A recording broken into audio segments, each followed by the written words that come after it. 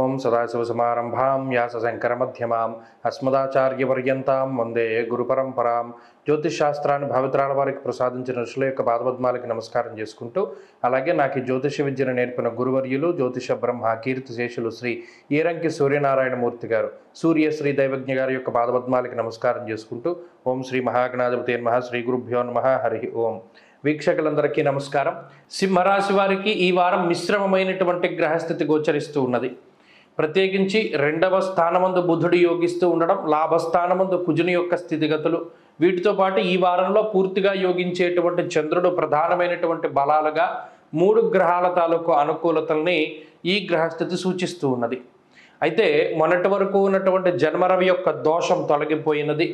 రవి 2వ స్థానంలో స్థితిని పొంది ఉన్నారు. శుక్రుడి యొక్క అనుకూలత తగ్గింది. కాబట్టి ఇక్కడ అనుకూలించేటువంటి గ్రహాల సంఖ్యలో మార్పుల ద్వారా ఆ రెండు కూడా బ్యాలెన్స్ అయ్యాయి.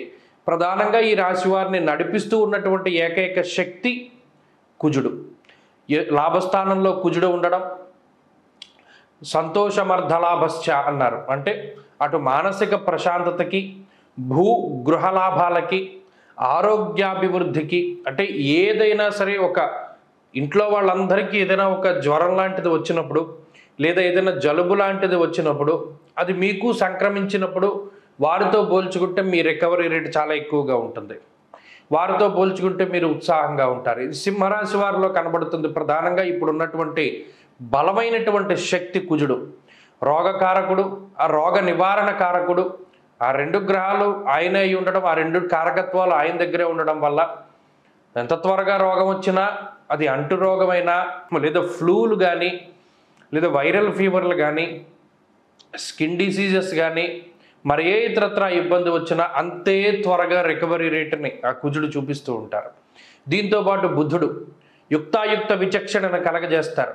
ఎవరితో ఎలా మాట్లాడాలి, ఏ సందర్భం నుండి ఎలా తప్పించుకోవాలి, ఉద్యోగం పొందాలి అంటే ఎవరి దగ్గర ఎలా మాట్లాడాలి, ఇటువంటి లౌక్యాన్ని బుద్ధుడిస్తారు. కాబట్టి దాంతోపాటుగా అర్ధసిద్ధిని కూడా కలగజేస్తారంటే డబ్బు, ఆర్థిక లాభాన్ని కలగజేస్తూ ఎక్కడికక్కడ వెసులుబాటు ఏర్పాటు చేసుకుంటూ, ఫలానా దారిలో మనకి వెళ్ళడం ఇష్టం ఉంది, ఆ మార్గంలో వెళ్ళడానికి దారంతా సుగమం చేస్తుంది ఈ గ్రహస్థితి.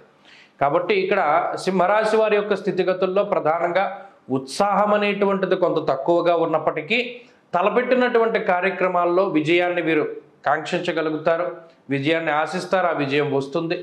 కుటుంబ సభ్యులతోటి, బంధువులతోటి, మిత్రులతోటి అంత గొప్ప కథాకాలక్షేపం ఏమీ లేకపోయినప్పటికీ పుస్తక పఠనము, విజ్ఞానము ఇటువంటి వాటిని ఎక్కువగా వీరు కోరుకుంటూ ఉంటారు. అటువంటి వాటికి అవకాశం ఉంది. చదువరులకి ఇది చాలా గొప్ప వారంగా చెప్పవచ్చును. విద్యార్థులకి, స్త్రీలకు కూడా ఇదే రకమైనటువంటి గ్రహస్థితి. మరీ ముఖ్యంగా స్త్రీలలో ఆత్మస్థైర్యం పెరుగుతుంది. కొత్తగా ఏదైనా చేయాలి అనేటువంటి కాంక్ష వస్తుంది. ఉద్యోగ వ్యాపారాదులు వారికి అభివృద్ధి పదంలో ఉండడానికి అవకాశం ఉంటుంది. సింహరాశి వారు ఈ వారం మరింత అనుకూలమైనటువంటి ఫలితాలని సాధించడానికై, శనేశ్వరుడి యొక్క ఆనుకూల్యతను పొందడానికై రుద్రకవచాన్ని కానీ, ప్రతినిత్యం రుద్రాధ్యాయం పారాయణ చేస్తూ ఉండడం చెప్పదగినటువంటి సూచన. అలాగే కాలభైరవాష్టక పఠనం మంచి ఫలితాన్ని ఇస్తుంది. ఈ వారంలో కలిసొచ్చేటువంటి రోజు మంగళవారంగా చెప్పవచ్చును. అదృష్ట సంఖ్య 9, అదృష్ట వర్ణము లేత ఎరుపు రంగు. తదుపరి కన్యారాశి.